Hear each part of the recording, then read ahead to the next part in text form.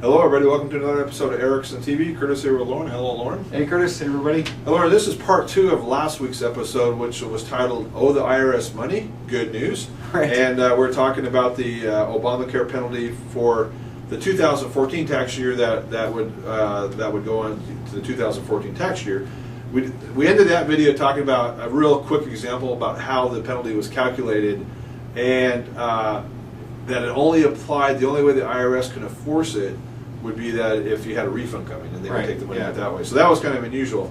Now what I wanted to talk about in this episode is that there are many exceptions for people that don't even have to go through this calculation of if they owe a penalty or not, and that's what I want to talk about in this one.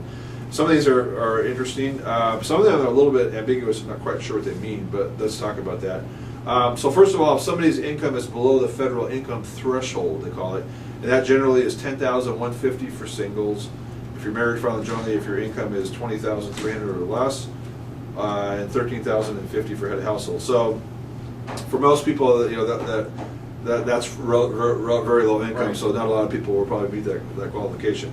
Here's some other exceptions. Your existing health insurance plan was canceled.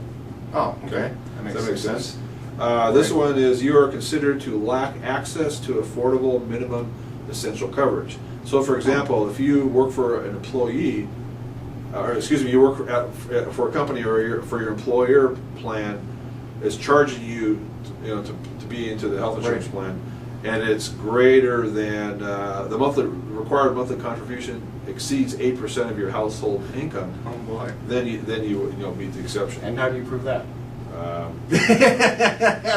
I guess they have. Well, the good news. Well, I guess that's a good point. That's a good point. There's another one. This is one I think will apply for a lot of people.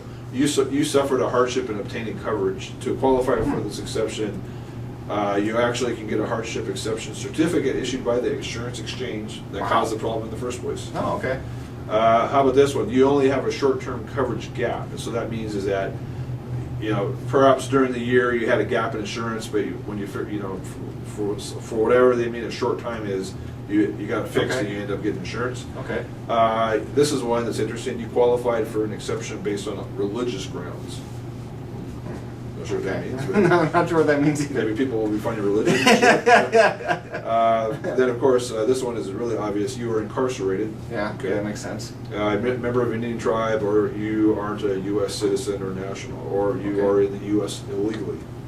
If you're in the U.S. illegally, probably not filing the tax return. Right. Okay, so that's the last thing. I just wanted to finish off this episode with one this thing about penalty enforcement. We kind of were joking about you had to have a refund before they can enforce it. Right. Now, more seriously, the IRS for this one tax cannot make you subject to criminal prosecution, and they cannot put a lien or levy on your income or assets if they determine you owe this. So it's one of the few taxes that they cannot lien or levy. And this is an editorial by the writer of this article, which I think did a really nice job in this article. His synopsis was, it's hard to understand how this penalty will scare very many taxpayers into buying health insurance. Right. Obviously, this is a big flaw in the program. Yeah. That's one of the first things I was thinking of, is that this is just a very strange way to try to do things. It doesn't make any sense. Right. I mean, maybe this was, I'm not going to speculate on why it is this way, but this is really odd. Right. Well, I think what probably, to finish this off, I think what happened was initially they wanted to put Obamacare wanted to put teeth in the law, and the IRS could enforce the penalty. But I think in the final negotiations to get it through, they had to take the IRS power to seize away, right? Like that. So, all right. Well, thank you for watching this episode of Erickson TV. If you are in a situation where you are needing help with the insurance exchange, our firm has a great person to refer you to that can help you with this matter. Thank you very much. We'll see you next time. Bye now. See you next time.